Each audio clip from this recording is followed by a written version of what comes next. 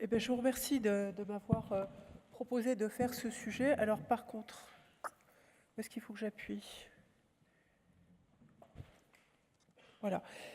Donc en fait, je vais essayer de vous transmettre des informations qui m'ont été transmises dans un souci de continuité, et je tiens particulièrement à remercier Alain Giamy, Robert Porto et Mireille Bonnierbal, parce qu'en effet, j'ai la chance de travailler au niveau européen sur la structuration de la médecine sexuelle et de la sexologie et de l'enseignement, à la fois du côté de l'ESSM et du côté de l'European Federation of Sexology.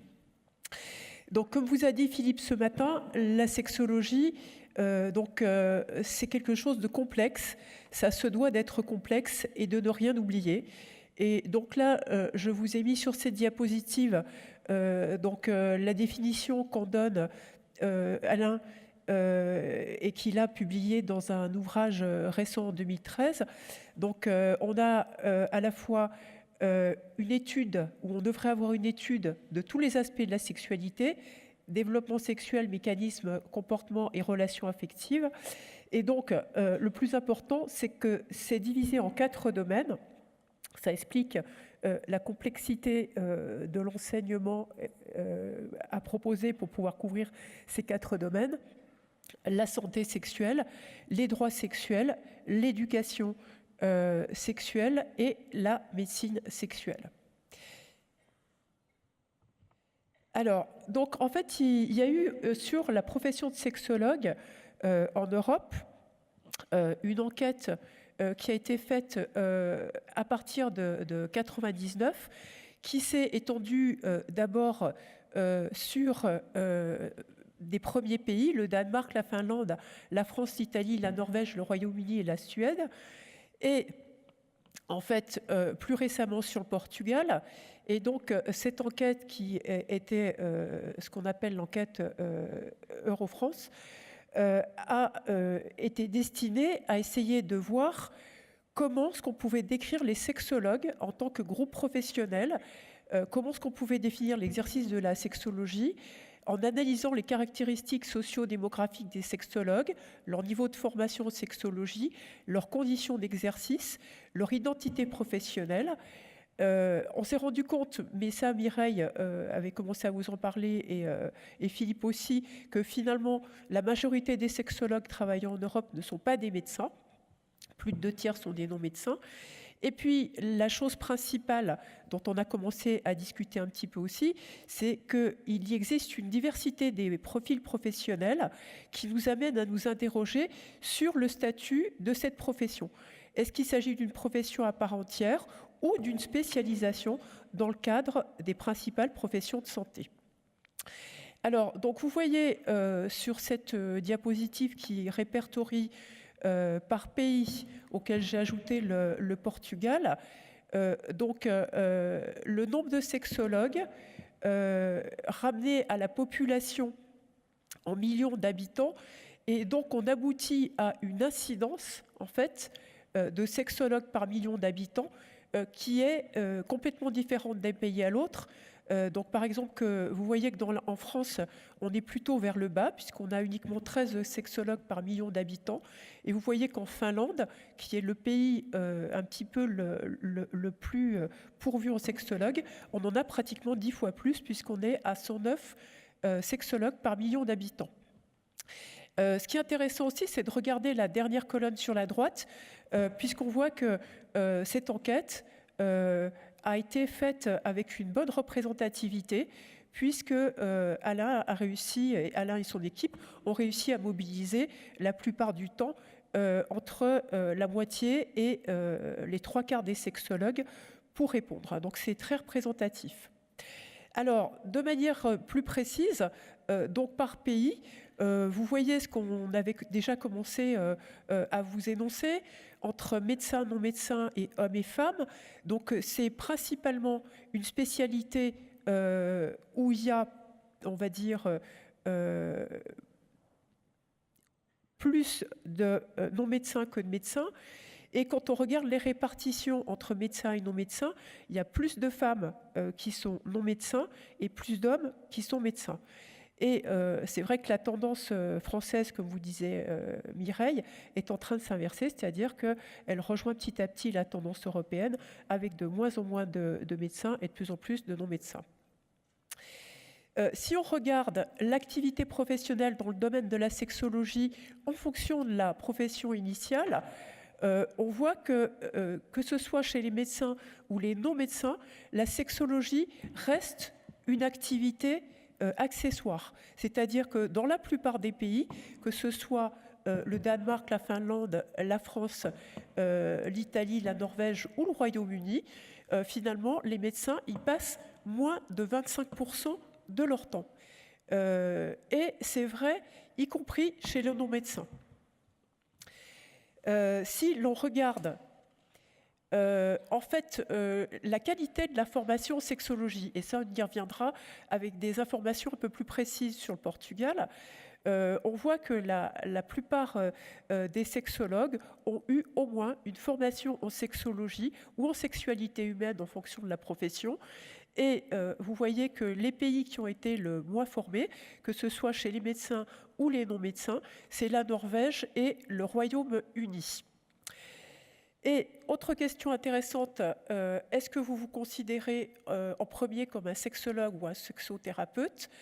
Vous voyez que finalement, là encore, et ça pose le questionnement, doit-on rajouter, ce qui à mon avis est le cas, sexologue comme adjectif à sa profession initiale, ou doit-on se considérer comme un sexologue à part entière ? Eh bien finalement, la moitié des personnes, en fait, uniquement dans chaque pays, se considèrent comme des sexologues ou des sexothérapistes. Alors, comme je vous disais, donc on a un tout petit peu plus de renseignements sur les Portugais, puisque ça a été publié que récemment, en 2016 et 2017, toujours par la même équipe. On retrouve plus ou moins les mêmes informations en ce qui concerne le profil des personnes. Donc là, il y a eu 2 groupes qui ont été faits selon si les sexologues faisaient de la clinique ou pas. Et donc, comme on vous a dit déjà précédemment, en fait, la profession de sexologue, c'est non seulement être en contact avec les patients, mais c'est également donc faire de la prévention, faire de la santé sexuelle et faire de la recherche. Donc en fait, ces profils sont représentés sur cette diapositive. Alors, quand on regarde également la répartition en fonction des spécialités médicales et non médicales au Portugal, on retrouve les grandes spécialités classiques qu'on voit pratiquement partout.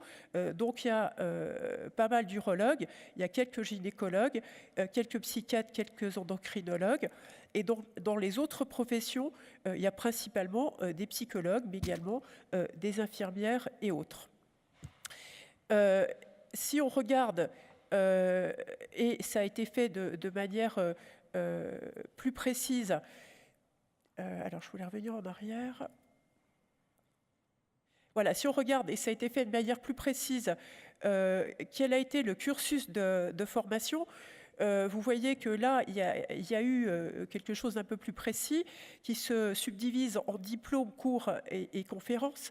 Et après, en ce qui concerne les techniques thérapeutiques, donc il y a également une approche plus précise. On voit que l'ensemble des médecins ont subi une formation par diplôme, beaucoup par conférence aussi, et qu'il y a eu également des approches complémentaires et entre autres des approches psychothérapiques. Donc vous voyez que la formation est quand même une formation qui semble complète. Et en ce qui concerne le temps passé, on est absolument sur les mêmes renseignements que pour les autres pays, c'est-à-dire qu'avec une activité qui est une activité minoritaire dans le temps du thérapeute. Si on regarde l'opinion de la profession de sexologue, on retrouve à peu près les mêmes caractéristiques, c'est-à-dire qu'ils se considèrent avant tout comme des cliniciens. Ils se considèrent, quand c'est des non-cliniciens, également bien dans leur dans leur métier et ils se trouvent parfaitement à leur place, c'est-à-dire que finalement, ils revendiquent de pouvoir faire leur métier, qu'ils soient cliniciens ou pas. Et ça, c'est plutôt positif. Alors, par contre, quand on est dans la définition du métier et dans l'utilisation du terme de sexologue, donc là, vous voyez qu'on est tout à fait dans les mêmes résultats qu'on avait eu pour les autres pays, c'est-à-dire que finalement, sexologue, ça ne parle pas à grand monde. Hein. Donc en fait, on se retrouve un peu plus dans la profession d'andrologue ou de psychologue ou de chercheur, mais en tout cas, sexologue, ça ne parle pas forcément à tout le monde. Un autre point que je voulais vous signaler assez rapidement, puisque j'ai essayé de collecter pour vous en fait les données qu'on avait un petit peu dans le monde entier. Donc c'est un petit focus sur l'Amérique latine, auquel également Alain a participé. Donc là, on retrouve l'histoire de l'Amérique latine avec une première époque en fait, qui était fortement marquée par la politique, où en fait la sexologie s'est construite sur la planification familiale et bien sûr sur la psychanalyse en Argentine et au Brésil. Ensuite, il y a eu une consolidation dans la deuxième époque sur une alliance qui s'est faite entre les gynécologues et les psychiatres, avec un focus spécial sur la sexualité féminine et le bien-être du couple. Donc vous voyez qu'on était un petit peu en avance outre-Atlantique sur ces sujets. Et puis bien sûr, comme chez nous, la période est arrivée avec la commercialisation des médicaments. Et donc là, on a eu une pratique assez proche finalement, quel que soit le continent. Alors ça, c'est un autre travail qui a été fait dans le cadre de l'EFS.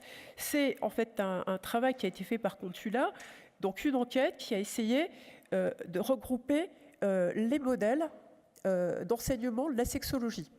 Et ces modèles, bien entendu, comme vous a dit déjà précédemment Mireille et Philippe, ils vont suivre tout simplement l'histoire de la sexologie dans tous les pays. Donc, qu'est-ce qui s'est passé? Donc, la sexologie s'est d'abord développée, d'après Contula, en Belgique et en Suisse. Ensuite, dans les pays donc, du Nord, comme la Suède, la Finlande, le Danemark, et ensuite en France dans les années 75. Et donc, finalement, on a des modèles qui sont construits autour de tout ça. Donc, le premier modèle, c'est le modèle médical qui s'est construit autour d'un groupe de médecins dont on vous a parlé, qui se retrouve également en Russie, en Tchécoslovaquie, en Roumanie, en Pologne et en Latvie. Le deuxième modèle, c'est le modèle qui s'est construit en fait sur le rapprochement entre les médecins et les psychologues, comme en Italie et aux Pays-Bas et en Turquie. Le troisième modèle, c'est un modèle qui a commencé à séparer la sexualité clinique et la sexualité humaine. C'est le modèle de l'Allemagne et l'Espagne. Et le quatrième modèle, c'est ce qui s'est construit autour des thérapies sexuelles de Master et Johnson, comme l'Autriche, le Portugal, l'Israël, la Grèce, la Croatie, le Royaume-Uni. Et le cinquième et le sixième modèle qui sont issus l'un de l'autre, c'est le modèle autour de la sexualité humaine. C'est une vue intégrative en fait de toute la sexologie, donc initiée par les Suisses et les Belges et validée par la Nordic Association for Clinical Sexology, où on trouve en fait trois modules: un module de sexologie basique, un module de sexologie destiné aux éducateurs et un module de sexologie clinique. Alors finalement, on voit que dans ces trois modèles, il y a les trois fonctions qui essayent d'être couvertes. La fonction d'éducation, de conseil et de thérapie. Alors, les questions, comment faut-il les structurer? Donc actuellement, à l'EFS, il y a certaines personnes qui proposent des modèles pyramidaux en partant du principe que tout le monde doit faire la formation d'éducateur, puis certains celle de conseiller, puis certains celle de thérapeute. Personnellement, je préfère le modèle en marguerite, où en fait chaque métier est séparé parce que je pense qu'il a ses propres spécificités et où la transversalité est organisée en fait par certaines données communes. Donc là, vous avez un exemple de ce qui se fait au Canada qui est toujours un petit peu en avance. Donc là, vous voyez qu'en fait, à l'unité de Québec, il y a un véritable diplôme de sexologie qui couvre absolument toutes les dimensions que Philippe vous a énumérées, qui ne sont absolument pas couvertes. Et je vous ai juste mentionné, puisque en fait, ceux qui voudront aller sur le site, vous avez tout. Donc en fait, il y a deux parties. Il y a même un baccalauréat en sexologie qui est destiné essentiellement à former des éducateurs et des conseillers au contact avec toutes les populations. Et ensuite, on peut continuer par des maîtrises et des doctorats en sexologie. Et donc, ça, c'est l'expérience en fait du premier diplôme de médecine sexuelle qui a été mis en place par l'Educational Committee dont j'ai fait partie à l'ESSM, qui vous montre qu'en fait, on a formé déjà plusieurs promotions de médecins sexuels en Europe, et ça a eu un succès tel qu'on a également formé des gens qui sont venus d'autres continents. Et ce qui ressort, entre autres, c'est l'importance en fait de la religion dans l'application de la sexualité. Et donc, vous voyez que volontairement, je vous ai mis ce petit schéma. Toutes les religions, en fait, trouvent que c'est important puisque c'est une échelle de 1 à 5. Et finalement, ils revoient un petit peu à la baisse souvent par rapport à leur éducation de départ religieuse, les choses une fois qu'ils ont fait ce diplôme. Mais en tout cas, on est bien devant une discipline qui a des dimensions multiples, qu'il faut savoir intégrer pays par pays et donc en fonction des croyances de chacun. Et donc en conclusion, quel est le meilleur modèle ? Donc pour l'instant, il y a des recherches qui sont en cours, il y a des enseignements européens qui sont en cours. Eric va vous parler de ce qui va se faire au niveau français. Les objectifs, à mon avis, c'est de savoir définir et former des métiers. Il faut qu'on soit à la fois explicite pour les autres professionnels et pour les populations. Donc je pense qu'il faut utiliser des adjectifs et des formules qui sont faciles à comprendre, comme psychosexologue, comme médecine sexuelle, comme éducateur, comme conseiller. Il faut bien sûr intégrer tous ces métiers avec les parcours de soins, des centres dédiés, les politiques des santé de pays, la géopolitique. Il faut tenir compte des réseaux de soins, des réseaux d'enseignement, et donc bien sûr de la santé sexuelle et des objectifs de santé publique. Et donc là, je rends hommage à Francis et aux gens qui sont autour de lui, qui par le biais de la FF3S, nous ont conduits jusqu'au niveau du ministère pour mettre en place, ou du moins on l'espère, ces politiques au niveau français dans le futur. Merci.